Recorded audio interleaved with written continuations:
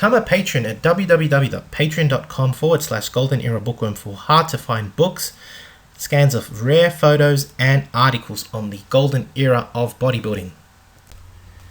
Hi everybody, Golden Era Bookworm here. Today I would like to continue talking about the art of silver era biceps training with a specific look at shaping the biceps using a variety of dumbbell curl exercises. In a previous video I covered the basic barbell exercises used in the silver era, plus some others that I admit have been lost in time, which were rather, you could say, unique and almost unusual. Similarly, today I wish to revive some of these lost and quite interesting versions of dumbbell curling exercises which were used in the silver era, and even named after certain silver era legends, which have and some of these exercises also have been definitely lost in time and are sure to produce results as it did almost 70 years ago. Here, for example, is Steve Reeves demonstrating the standing alternate dumbbell curl, which may appear quite common. However, you can see that he's bringing his elbow up as he finishes off the movement, which I will discuss later on as to why he actually does this, as did many other silver era bodybuilders. Steve was known for his great softball sized biceps, beautiful shapes that they did have back then on their biceps, as were many other silver era legends. And so, I mean, they really must have been doing something right. So this is kind of why I like reviving some of these techniques. So let's have a look at some of the dumbbell curling exercises used by the silver era legends for developing shape in the biceps muscle. Now, in comparison to the barbell obviously being a bar that is carried by both arms will allow obviously a lot more poundage. The more joints that are involved, the more limbs, etc., the more part of the body, the greater the amount of poundage you can actually use. But because the barbell movements are generally compound movements, there is obviously a restricted range of motion with the use of more poundage and the use of more joints. There is a certain groove that needs to be followed when doing certain barbell movements, and this restricts the range of motion, the full range of motion as to which a muscle can actually move in.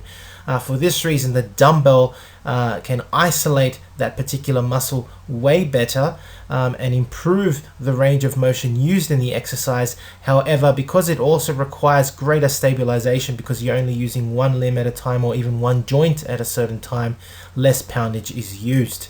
There are obviously pluses and minuses, but as with everything, using a variety of techniques is the best way to find a solution to the issue. And in this issue, we're talking about the biceps muscle getting both growth, which is the barbell is excellent at attaining mass for the biceps, but also to attain shape. The dumbbell is fantastic for attaining shape in the musculature. So the first exercise we have to consider is the basic dumbbell curl, and although the name implies that it is just a beginner's movement, the varieties of types of dumbbell curls that can be performed are quite numerous, and therefore this offers quite a lot of variety. Let's have a look firstly at a number of limbs that can be used. For example, the basic dumbbell curl can be done with one arm at a time or two arms at a time. And if you're using two arms at a time, they can be alternated as an example. One can also vary the wrist position. You can have them palms in or facing palms out. Facing palms in, of course, allows one to supinate at the wrist, causing another action of the biceps movement. You can also perform them seated or standing. And however, these are mostly known by people nowadays. I have to admit that when you look at the methods used by Leroy Colbert, this particular movement is definitely not seen nowadays, and that is bringing the elbow up. Once again, very similar to the swinging barbell curl which I introduced last week. The elbows up dumbbell curl as performed earlier by Reeves, and here an almost exaggerated version where Leroy Colbert actually brings the dumbbell behind his shoulders, was a method used in the silver era. The reason why they would bring the elbow up, and in this case Leroy Colbert would actually bring the bell even so high with the elbow that the bell would go behind his shoulders was that it forced an extra contraction in the biceps, because the biceps has another action, not just to flex the arm, not just to supinate the wrist, but also to bring the upper arm up above over the shoulders. And so the Silver Era bodybuilders really looked at all the functions of the muscle and really basically maxed out on the movement. So this is an exercise version of the dumbbell curl that definitely is not practiced nowadays. And who can argue with Leroy Colbert, who is one of the first men ever to develop muscular 20-inch arms. Legendary Leroy Colbert used this particular movement, so I highly recommend that we try it ourselves. Now here is another exercise, the ZELLER dumbbell curl, that I recently talked about when I did my tribute to Artie Zeller. I talked about the ZELLER curl, but I never found a photo of him or anyone else performing it until recently. This is a great shot here of Artie Zeller performing it himself. Of course, the ZELLER curl is named after Artie Zeller, a famous waiter photographer and Silver Era legend. Basically, the idea is to use a dumbbell that you are not used to using in poundage, something that would be much heavier. For example, if your max dumbbell curl for an 8 rep max is a 20 kilo dumbbell or 45 pounds, you would use something heavier, maybe 10 to 15 pounds heavier. So you'd grab maybe a 55 pounder or a 60 pounder, or the equivalent of, for example, a 25 or 30 kilo dumbbell. And using a bit of body momentum, you would swing the dumbbell up to the shoulders. You'd cheat it up to the shoulders, so to speak. And keeping, as you can see Artie Zeller doing, he keeps the elbows strictly at the side and almost on his hip bone. You would slowly bring the dumbbell down, and you can see that he's actually leaning back a little bit to counteract the heavy dumbbell, which would otherwise topple him forward. So you really have to bring that dumbbell slowly down, keeping your elbow at the side on your hip bone literally, and work heavily on that negative. That is the secret of the ZELLER curl, working the negative to the max. And you would only perform maybe 6 reps of this for a set only. It is really an excellent exercise for developing mass in the biceps. And one thing that Zeller actually recommended was not supinating, because the amount of pressure on the wrist is tremendous, and you would not want to expose the wrist to that much force, otherwise you would wreck your wrist and your forearms. An excellent exercise by legendary Artie Zeller. Now we have the ZOTTMAN curl, which is a really interesting exercise. It was actually created by George ZOTTMAN, who I haven't really talked about yet on this channel, but I plan to eventually. The ZOTTMAN curl is, I truly believe, one of the best dumbbell curl exercises you can ever use, because it is a real complete movement in that it develops wrist and hand strength, forearm strength, and of course strength and size in the biceps and brachialis muscle. And the reason is because you are doing so many motions within the one exercise. It is a very big circular motion, and I'll describe it briefly. What you do is, as you can see, Artie Zeller is actually the model here doing the ZOTTMAN curl again. But you start with the dumbbell with the palms facing forward. You bring it across your chest, and basically you're going to inscribe a very big circle with the dumbbell, and as it reaches now your shoulder, you've curled it all the way up across your body, across your chest, up towards your pecs, and now to your shoulders. Now you turn the palm out. So you started supinated, and now you pronate the arm away from your shoulders. You start slowly coming down on the negative, and this time you're curling the dumbbell down away from your body.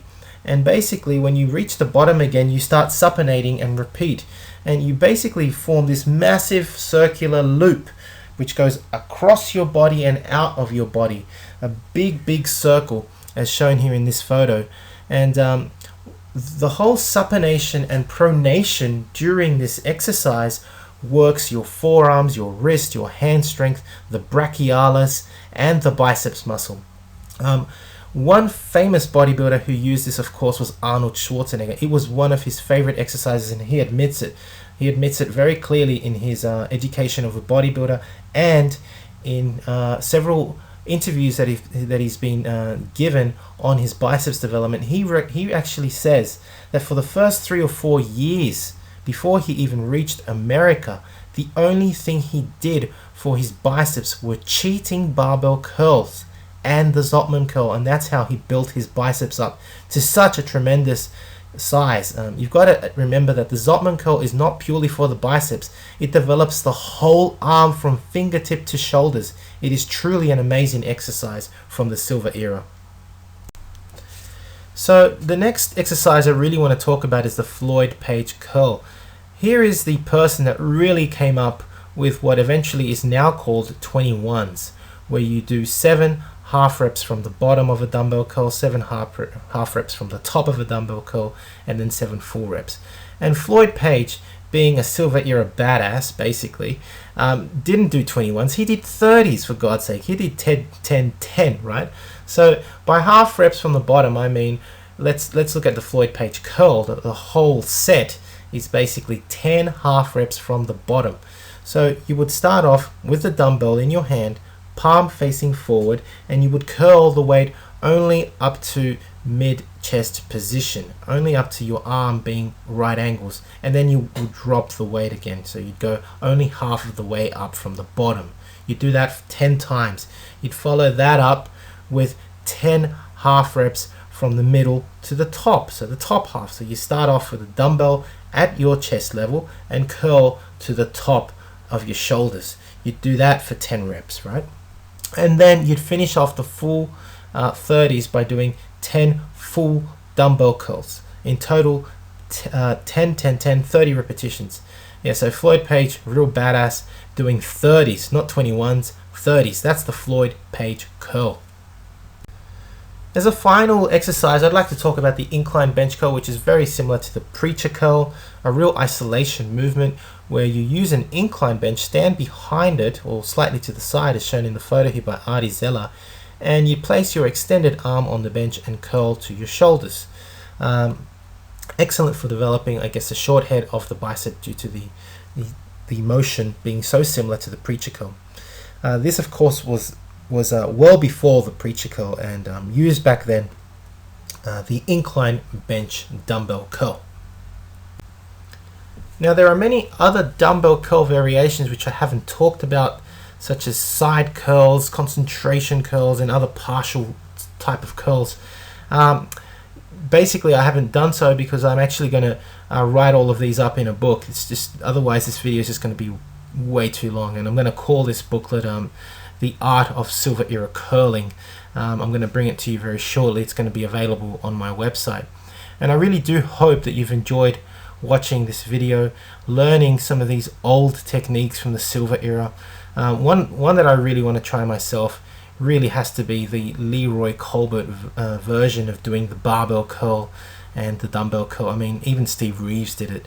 And we all know that Leroy Colbert, being one of the very first men to develop over 20-inch muscular arms, I mean, if it worked for him, it's got to be pretty phenomenal. So it's something I definitely wish to incorporate, and I hope that you can incorporate some of the information that I've presented today. If you've enjoyed watching this video, please give it a thumbs up, subscribe if you haven't to the Golden Era Bookworm, and please let me know your comments, and thank you again for watching.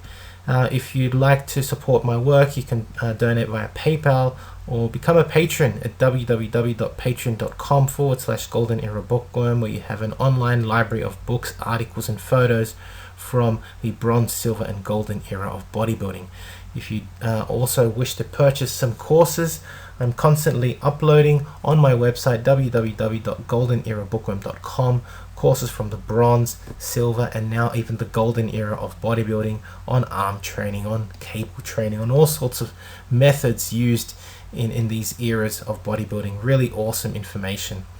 Anyway, that's it for me. This is the Golden Era Bookworm. Hope you've enjoyed the video. Bye for now.